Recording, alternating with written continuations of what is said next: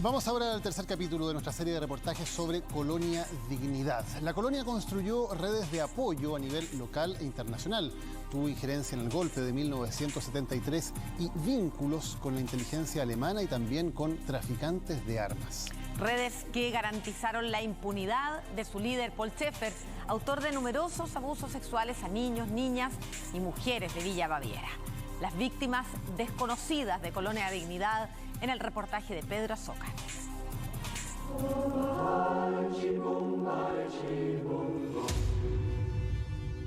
¿Por qué fue posible la permanencia de Colonia Dignidad en Chile durante décadas? Infiltró al Estado. No necesitaban enfrentarse con la moneda, estaban adentro de la moneda. Una secta convertida en organización criminal con tentáculos internacionales, donde hubieron también contactos entre los servicios secretos alemanes y los de Colonia Dignidad y agentes de la DINA como Michael Townley. El silencio que aún guardan mujeres y hombres que callan historias de sufrimiento. Yo tengo 3 de mis representados, por ejemplo, varones, que derechamente fueron castrados dentro de la ex Colonia Dignidad. Este es el relato de las víctimas desconocidas de Colonia Dignidad.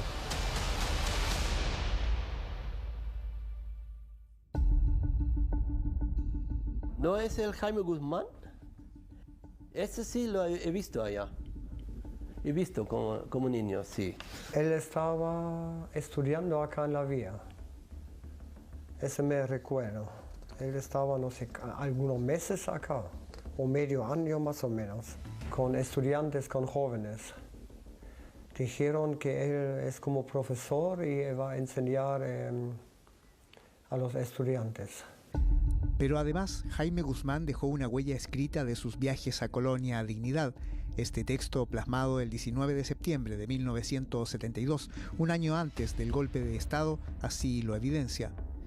Creo oportuno manifestar nuestra esperanza de que en un día no muy lejano imperen en nuestra patria los valores de orden, trabajo, serenidad y entrega a una misión de servicio, de todos los cuales Dignidad es un testimonio admirable y elocuente.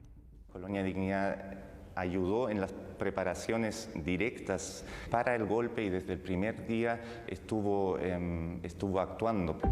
Jan Stelle es doctor en Ciencias Políticas de la Universidad Libre de Berlín y acaba de publicar en Alemania una investigación sobre Colonia Dignidad, trabajo que le tomó más de una década.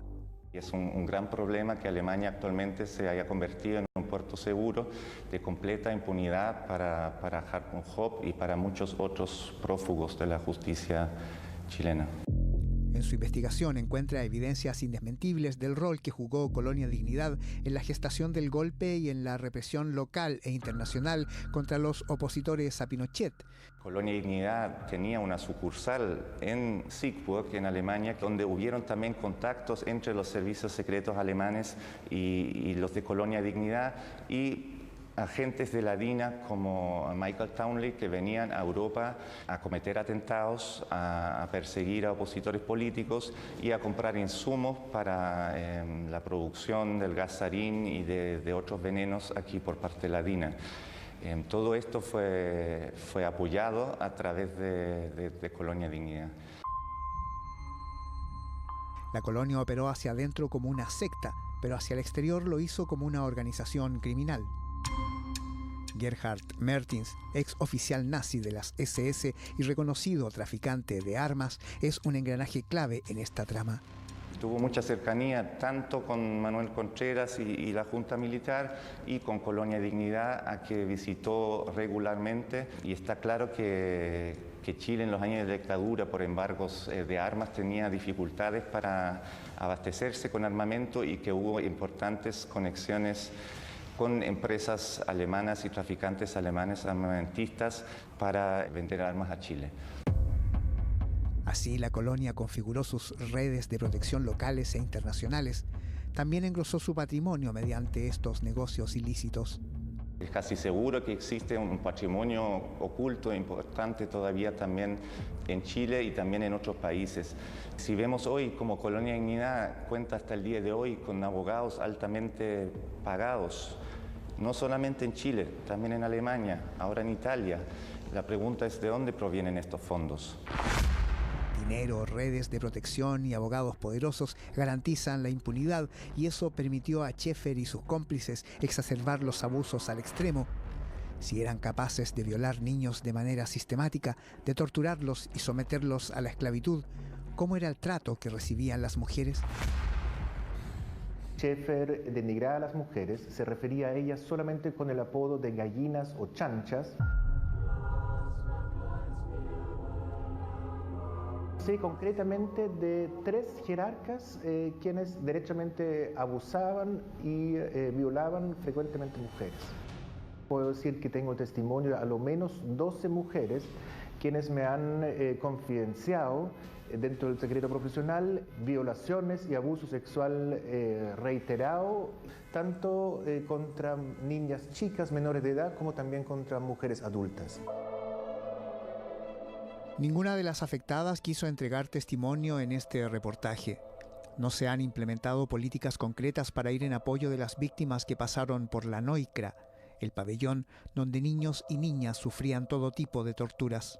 Las tenían acostadas desnudas, en camas separadas por biombos, con la vista vendada, y apenas se movían solamente una pierna, una mano en la noche para acomodarse siquiera para dormir, inmediatamente unas tías y enfermeras se les tiraban encima, las tomaban, les aplicaban electroshock en sus partes íntimas, las metían a las duchas frías, etc. Eso se practicó igualmente contra las mujeres como contra los hombres.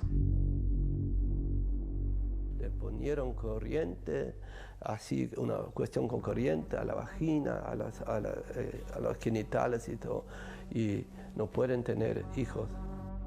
Sé de otros colonos que las mismas mujeres que fueron torturadas en el Noicra fueron llevadas a la pieza de Schaeffer, y hay otros niños de la época que escuchaban los gritos en la habitación. Y que hoy día me lo han contado, que después de que una niña chica entraba, escuchaba gritos que hoy día la persona que lo escuchaba lo interpreta como gritos claramente, que no eran de una golpiza. Schaeffer violaba hombres y mujeres, niñas, niños y mujeres adultas también.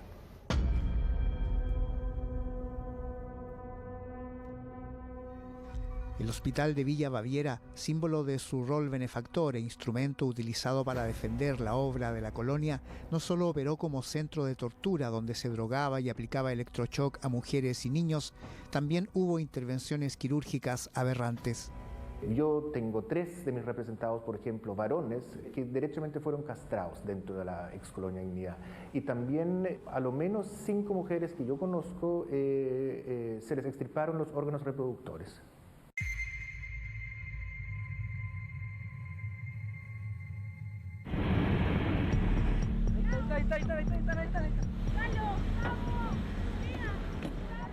La caída de Paul Schaeffer comenzó en 1997 tras la fuga de Tobias Müller, apoyado por Salo Luna, quien a inicios de los 90 se integró a la Juventud en Vigilia Permanente, una especie de grupo scout creado por Schaeffer. Se obsesionó el primer día conmigo, al tiro. Él quería saber absolutamente todo de mí, le ofreció a mi mamá irnos a vivir a Colonia Dignidad precisamente para tenerme cerca. Pero a diferencia de los niños que crecieron en la secta, Salo Luna tenía la experiencia del mundo exterior y no provenía de un hogar socialmente vulnerable. Cuando Schaeffer llegaba se sentía una pesadez en el ambiente, una toxicidad difícil de explicar, y eso precisamente habla de esta personalidad turbia, sucia, que cuando él intenta abusar de mí, yo le digo, usted me da asco, y yo nunca me voy a acostar con usted, eso no va a pasar. Pero yo creo que precisamente eso de rechazarlo a un tipo que era un semidios en Colonia Dignidad, que tuvo a todos los jóvenes que quiso y quizás también redes hacia afuera, a mí no lo logró hacer, y eso en vez de generar alejamiento, generaba todo lo contrario, aún más deseo. Entre 1991 y 1996, 26 niños denunciaron los abusos de Schaeffer, pero solo 11 de ellos se querellaron.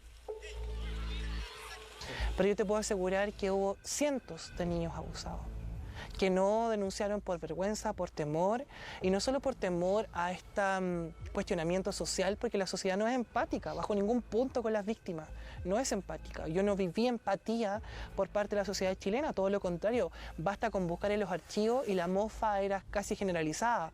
Víctimas como Salo Luna no solo debieron enfrentar a esta poderosa organización criminal y a toda su red de apoyos, sino también la estigmatización pública. ¿Estabas preparado para que te acusaran de homosexual y todo eso? Por supuesto. ¿Por Así qué? actúan, ¿no? ¿Por qué? ¿Sabías tú que iban a...? Es de suponer. O sea, si tú piensas que, por ejemplo, un programa como el Happening con Hack genera todo un programa, una parodia en relación a la fuga, ¿de qué estamos hablando? ¿De qué estamos hablando? Entonces, evidentemente hubo muchos jóvenes y he tenido conversaciones con jóvenes que hoy en día, no sé, tienen ya 40 años y me dicen, a mí me pasó lo mismo que a ti, pero a mí me violaron. Pero mi familia o yo no tuve la valentía de denunciar ni menos querellarme. A mediados de los 90, cuando entró en vigencia el decreto que le quitó la personalidad jurídica a la colonia, el Consejo de Defensa del Estado logró embargar algunos de los bienes del holding. Esto causó una crisis financiera, por lo que en 2009 hubo un acuerdo. Los nuevos jerarcas prometieron reparar a las víctimas.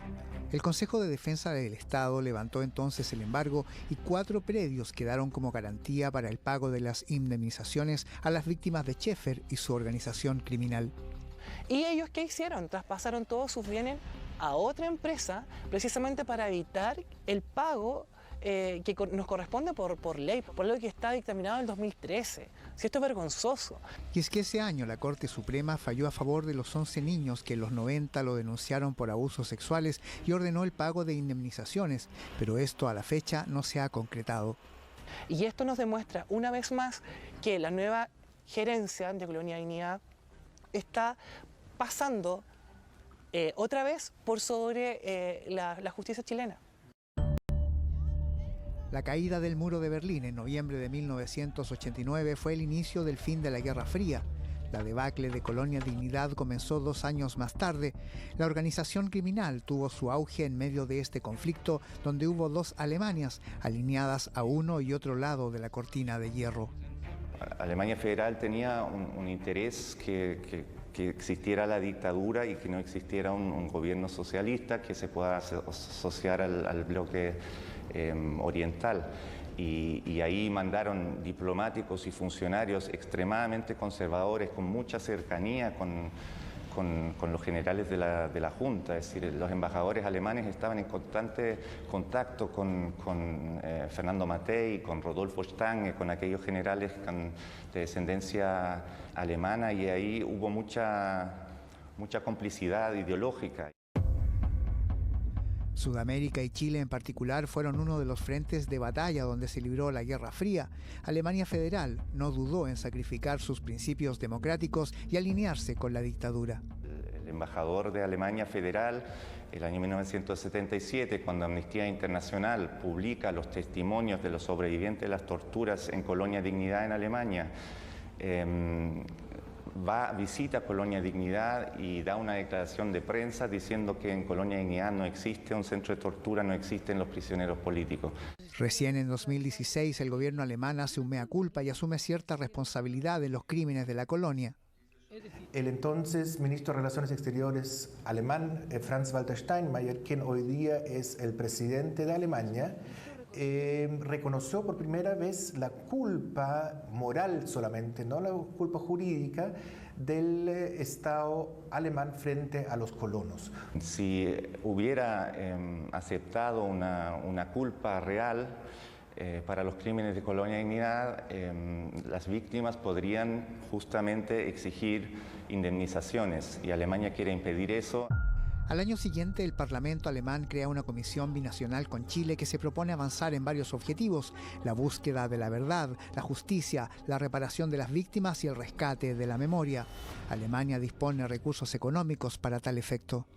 pero desde que asumió el nuevo gobierno de Piñera, el segundo mandato, hubo una reunión y nunca más supimos en qué estaban las negociaciones entre ambos estados que se habían formado y la comisión mixta la cual se había formado. Sabemos que se iban a pagar peritajes que finalmente no fueron pagados por la comisión mixta ni por los alemanes, fueron pagados por el Estado chileno. Toda la hoy día actividad que viene de Alemania hacia Chile, aquí en Chile termina prácticamente un callejón sin salida de pasividad. ¿Y dónde termina? Entre Cancillería y el Ministerio de Justicia. Temprano llegaron a la ex colonia parlamentarios de derecha encabezados por el senador Hernán Larraín. Hernán Larraín dice que fue engañado, pero tenemos que mirar su historial anterior y las fichas de Colonia Dignidad demuestran que él estuvo ya el año 72 con Jaime Guzmán en Colonia Dignidad, que estuvo en el año 74 y 75 en Colonia Dignidad, cuando nadie entraba a Colonia Dignidad y donde ahí se torturaba y se exterminaba a personas. Efectivamente, el aludido ministro de Justicia, Hernán Larraín, asume haber cometido muchos errores en esta materia en una carta que envió a Chilevisión Noticias. Plantea que fue víctima de engaños y mala información y aclara que jamás ha apoyado a Dignidad en los hechos brutales de los que sus jerarcas fueron protagonistas, tanto en la violación de los derechos humanos como en los abusos sexuales cometidos en contra de niños y niñas. Entonces yo no le creo nada cuando dice que fue engañado y yo pienso que esto explica en parte los lentos avances también en el marco de la comisión mixta en los últimos 4 años. Muchas de las personas que vivieron los horrores de esta secta convertida en organización criminal han muerto esperando justicia y los que sobreviven cargan un dolor y una tristeza que los acompañará de por vida. Por esto, la adeudada reparación es un anhelo que en algo podría atenuar el sufrimiento de las víctimas desconocidas de Colonia Dignidad.